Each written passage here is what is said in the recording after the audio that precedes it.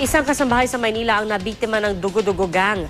Binitbit ng kasambahay ang vault na may lamang 10 milyong pisong pera at alahas patungo sa ospital kung saan daw dinala ang naaksidente niyang amo. At ang mga tumulo ng mga polis at taxi driver nagka-interest din daw sa tinangay na vault. May ulat on the spot si Trisha Zafra. Trisha? Pia, muli ngang nagbababala yung ating mga otoridad, lalo na roon sa ang mga kasambahay lang nila yung palaging naiiwan sa bahay na mag-ingat nga dito sa dugo-dugugang. Maswerte si Ginang Tan Shooting at nakuha pa ng mga pulis ang kanyang vault na naglalaman daw ng 10 milyong pisong halaga ng pera, alahas at iba pa. Yan ay matapos na ilabas yan ang kanyang katulong sa kanilang bahay nitong Sabado ng hapon dahil tumawag daw sa kanya ang sekretarya ng kanyang amo at inutusan siyang dalhin ang vault sa isang ospital sa Maynila dahil na-aksidente raw ang amo niyang si Ginang T. Isinakay daw ng katulong na si Geraldine Tamurite sa taxi ang vault at nagpahatid mula Caloocan papuntang Jose Reyes Memorial Medical Center sa Maynila. Pero naghinala raw ang driver na si Haji Heradora kaya't inihinto ang taxi sa harap ng isang traffic police sa Tayuman.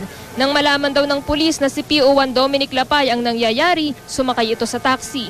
Pagdating sa Jose Reyes, sabay-sabay daw silang tatlo na bumaba sa taxi habang inaantay ang tawag ulit ng sekretarya ng amo ng kasambahay. Pero ayon sa katulong, bigla na lang daw nawala ang dalawa kasama ang vault habang sinusubukan niyang tawagan ng sekretarya. Ayon naman sa pulis, di na nila isinama ang katulong dahil baka raw masalubong nila ang dugo-dugugang at nag-alala raw siya na baka makainkwentro at madamay ang katulong.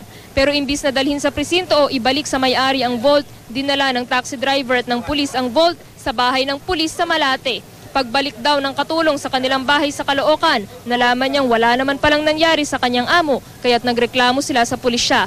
Hinanap ng Manila Police ang vault at ang pulis na si Lapay at nahuli ito ngayong Lunes na ng umaga sa boarding house mismo ni Lapay sa Malate.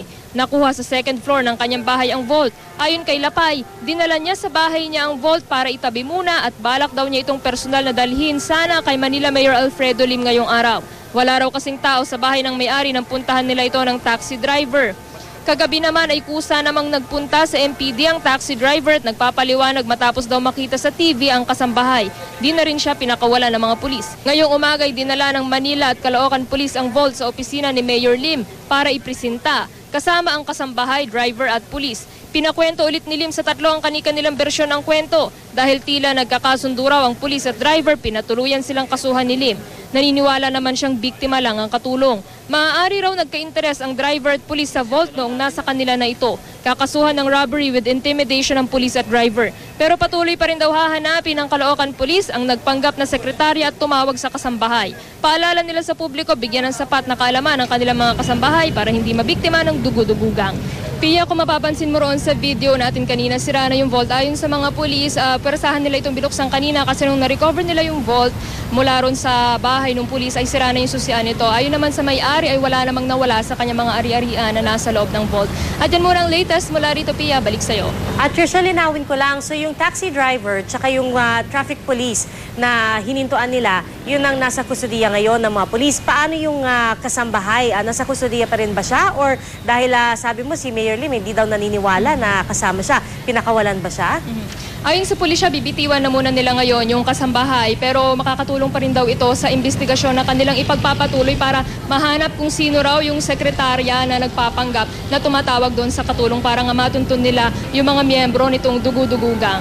Alright, at doon sa kwento ni anong kasambahay, Trisha, nasabi ba niya kung wala siyang katulong doon sa pagbitbit nitong vault na to? Kasi ito nga, pinagtutulungan ng ilang lalaki. Paano niya ito nailabas ng bahay? Yun nga rin, Pia, yung unang hinala nung ating mga otoridad. Kaya siya kinuha na rin ng mga pulis para isailalim sa kanilang kustodiya. Kasi nga raw, napakabigat ng vault at nagtataka sila kung paano raw yan nailabas mag-isa nung katulong mula ron sa bahay.